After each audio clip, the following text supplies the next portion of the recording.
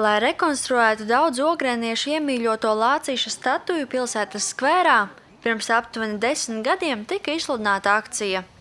Organizatoriem par pārsteigumu tajā piedalījās tikai viens ogrēnietis – 1. klases skolnieks Ēriks Ozoliņš, ziedojot savu kabatas naudu. Šobrīd Ēriks ir 18 gadus vecs, mācās Ogres 1. vidusskolas 12. klasē un nu pat kopvērtējumā izcīnījis 2. vietu Latvijas mēroga autosporta sacensībās vasaras sprints. Tieši ar vasaras sprints nodarbojos 3 gadus, šī 3. sezona. Un arī tie augstākie sasniegumi ir tieši šogad un arī tieši vasaras sprintā.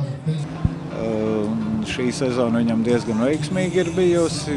Bija iespēja pacīnīties pa 1. trīnieku ielas riepu klasē. Acīm redzot, 2. vieta viņam būs šogad. Tas ir ļoti labs sasniegums. Mēģināsim meklēt līdzekļus, sponsors un atbalstītājus, jo lielā mērā panākumi atkarīgi no tehnikas, norāda Aivars Ozoliņš. Šogad palīdzības saņemt arī no Ogres novada pašvaldības un sporta klubiem. Un iespējams, turpinoties sadarbībai, nākamgad jaunais sportists varēs startēt ar labākiem rezultātiem.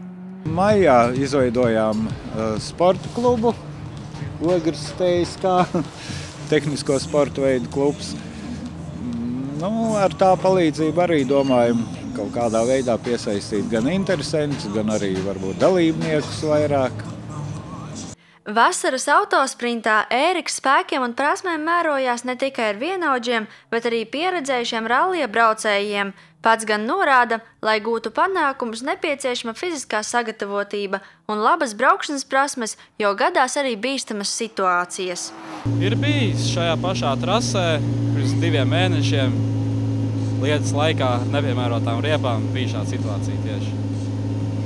Pirms laukoņa līkuma knapi izvairoties no betona sienas, tad bija bīstami. Vasaras čempionāts noslēdzies, un pavisam drīz sportisti sāks gatavoties ziemas sezonai.